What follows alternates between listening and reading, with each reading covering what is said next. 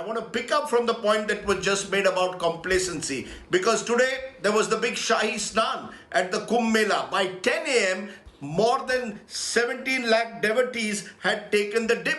And the questions therefore have to be asked. What happens when it comes to religious gatherings? What happens to COVID protocols then? That's exactly the question that I posed a short while ago to Ashok Kumar, the DG of Uttarakhand. Listen in to what he had to say. Appreciate your joining us, Mr. Ashok Kumar. Please tell us, I can even see a crowd behind you now as we speak. 17 lakh devotees did the Shahi Snan by 10 a.m. today. Where was social distancing? Where was masks? Where was the COVID protocol followed? See, let me tell you, we have been following COVID protocol since last many days regularly. But you know, on such a peak day, following the COVID protocols 100% is not easily possible. But we have tried to do it as much as possible. Secondly, I will tell you another big data.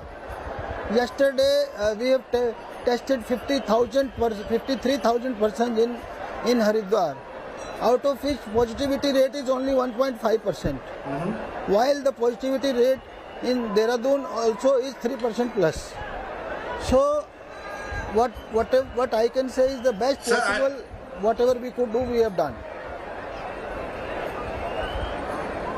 Sir, I have no doubt that you have made your best possible arrangements. I know you tried to bring in sanitizers and you tried to test people. But the fact is, this is a super spreader event. The fact is that we are in a second wave of COVID. Do you believe that this Kumbh Mela, is there a fear now that this could become a super spreader? People are out there with no social distancing, not wearing masks, not following the COVID protocols, many of them, which the Uttarakhand High Court had said. Rajdeep ji, I don't believe it is a super spreader event. I have given you the data. If it was so, the positivity rate would have been much higher. I don't believe so. And as I told you, we've been strictly enforcing the COVID guidelines since last many days. Only thing is, during such crowds, it is not possible to follow it 100%. That's all. Sir, but the COVID guidelines cannot be selective. You can't say we will follow it on other days, but on the days of the Shahi Snan, there will be no COVID protocol. I mean, the fact is, you are telling people of the country that there cannot be more than 50 people at a marriage. But for the Kumbh, for sadhus and sants, they can assemble in lakhs. What's the message?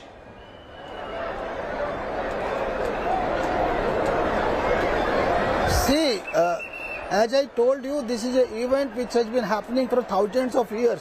It's a tradition happening since thousands of years, and we have, as per the guidelines of High Court, as per the guidelines of central government, and as per the guidelines of state government, we have acted to the best extent possible. You don't believe that this could be a potential super spreader? At a time when COVID cases are spiking, you're telling me, you're giving me 100% guarantee that the Kumbh is not a super spreader. I'm not giving you a 100% guarantee. I'm just giving you a data. There are two things, you know. There are some events which are closed door. Kumbh is not a closed door event. It's an open event.